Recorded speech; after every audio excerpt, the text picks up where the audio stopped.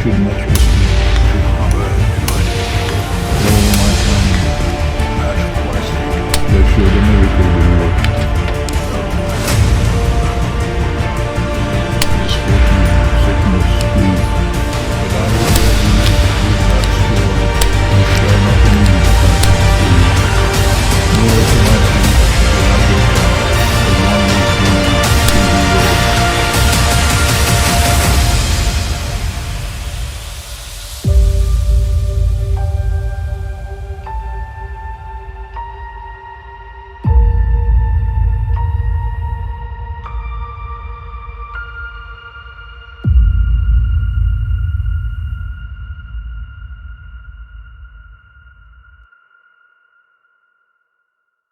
Good morning, everyone. Hope you're all having a wonderful day today. Today, we're going to be talking about the AIM Sports Alpha 6 2.5 to 15. But before we get into that, if you don't know, Gun Deals is a website that provides you with links to the best prices on a wide variety of products within the industry. They don't buy or sell anything. They merely provide you, again, with links to some of the best deals out there. No pun intended. They also have been supporting this channel, so if you want to go ahead and help me out, go ahead and check them out. They probably have what you're looking for and a link to it at the best possible price, and sometimes they even include coupon codes to save even more. So go ahead and check them out, guys. And of course, if you want to help me out personally, you can of course like, share, and subscribe, because all of that sort of stuff is free and it does help me out in the YouTube algorithm. And on top of that, there's also Subscribestar, which is basically a pro to a Patreon. So now with all of that out of the way, let's go ahead and talk about the AIM Sports Alpha 6 2.5 to 15. Yes, I know that's a very long name. Starting off with full disclosure, I have gotten a lot of questions about some of AIM Sports budget line scopes, their new Alpha 6 series. So I reached out to them and they sent me out this scope along with a couple other odds and ends. So I did not pay for this whatsoever. However, there was no money changing hands. For instance, if you go out and you buy this scope right now, I don't make any sort of money off of that. They did not pay me to say anything whatsoever, and all of the ammunition during testing, which we will talk about in just a minute, was provided for by myself and of course Gun Deals. Now let's go ahead and go through some of the boring specifications on this optic. So this is a 30mm main tube, single piece, solid 6061 aluminum tube. Very, very nice. It is hard coat anodized, just like you would expect. It is about 13 inches long and about 26 ounces, which all in all is not that heavy or that large for scopes in this magnification range. There are a lot of LPVOs in that 24 to 26 ounce range, so all in all, it's not that heavy of an optic. Now, for me personally, again, it is a 2.5 to 15. 2.5 to 15 is incredibly versatile of a magnification range. So 2.5 can be good for anything out to about 300 yards, anywhere from about 10 feet to about 300 yards. And the 15 on the top end, you should be comfortable taking out man-sized targets out to about 1,000 yards. Again, depending on your skill level, target size, all that sort of fun stuff. For me, I prefer lower top-end magnification. When I get up and do 25, 30, 35, I tend to not use them at all, even when I'm shooting out to about 500 yards, which we did quite a bit with this optic. So for me personally, 2.5 to 15 is basically perfect. It's a very, very versatile magnification range.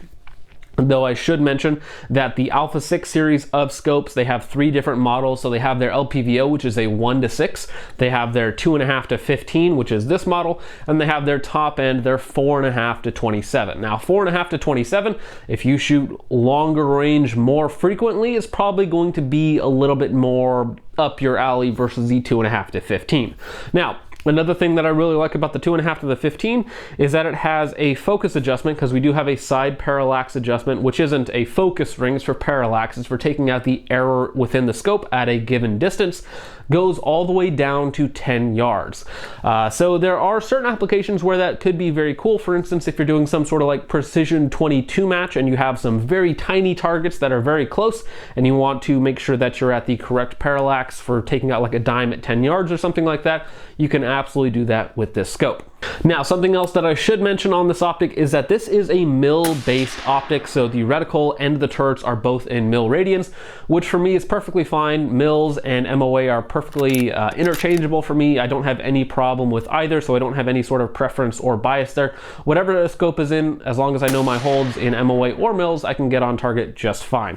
The reticle that comes with this, I believe they call it the MR1 reticle. It is a very, very fine reticle, especially in the 2.5 to 15 model. I'll go ahead and put a picture of it on screen so you guys can see it in more detail.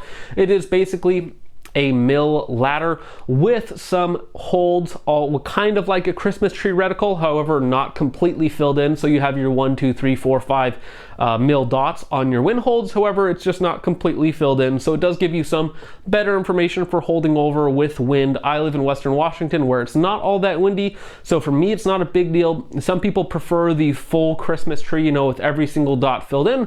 For me, this is a very simple, very precise, very clean presentation that still gives you the added benefit of having those mill holdovers for your wind should you need them. Now, another important thing about the reticle is it is, of course, illuminated. It has 6 different brightness settings and it has an off in between each one. So if you're basically, generally speaking, you should always have it on max because the illumination is not very bright, but we'll get into that in just a minute. So it does have 6 different settings. They rate the battery life at about 90 hours, which is fairly standard for optics like this. Battery life is not great.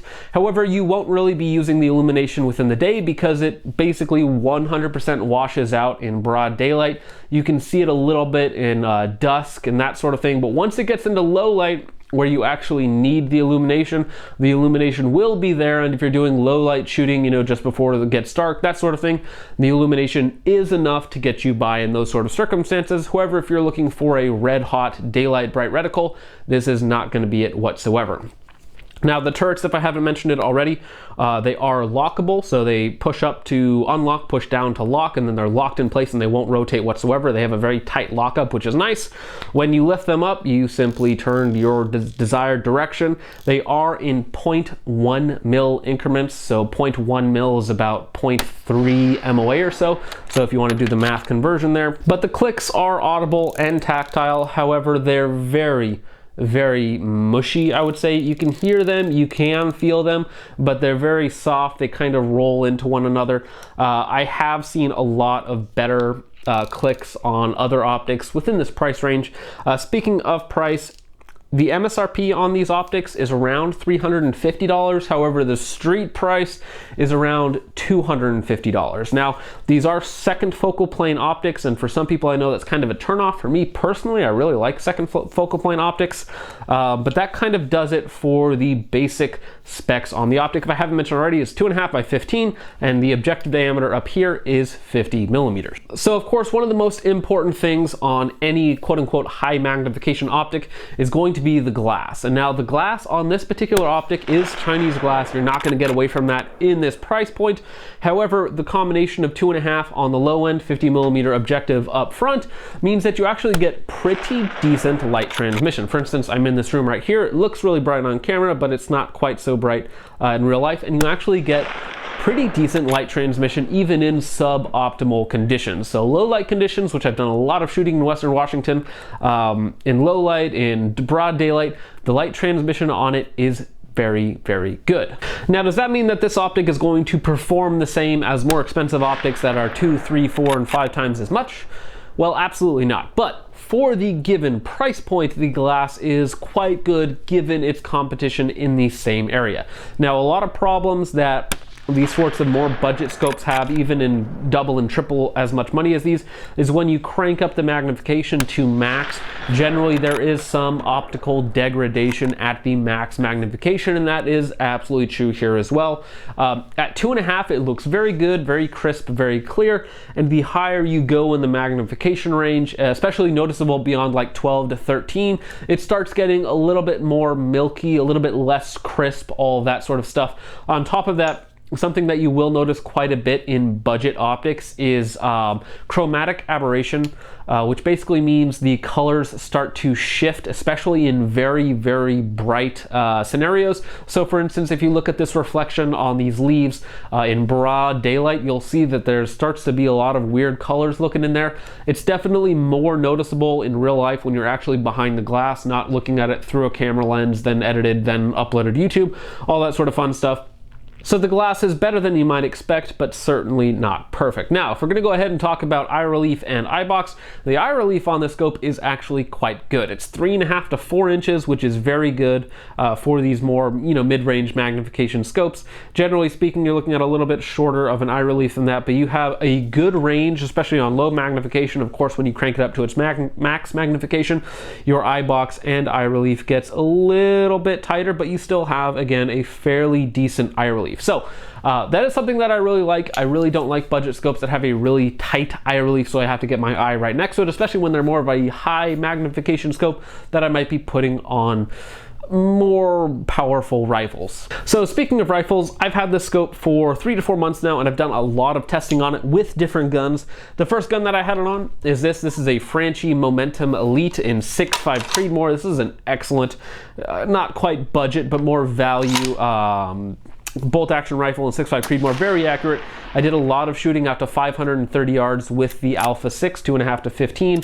On top of that, I also shot it for several hundred rounds on my brother's Aero Precision AR-10, and then rounded it out with the Palmetto State Armory Gen 3 AR-10, which is a very, very heavy gun. We'll get into that in just a minute. So basically, I have 400 to 500 rounds of 308 through the optic and a couple hundred rounds of 6.5 Creedmoor. So in terms of cost, I put nearly $1,000 worth of ammunition through this scope during testing over the last 3 to 4 months.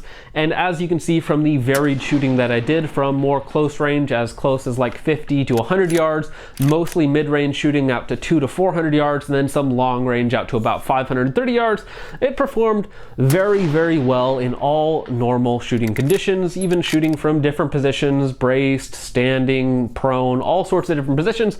With the generous eye relief and eye box that you get with it, it is very easy and adaptable to different situations.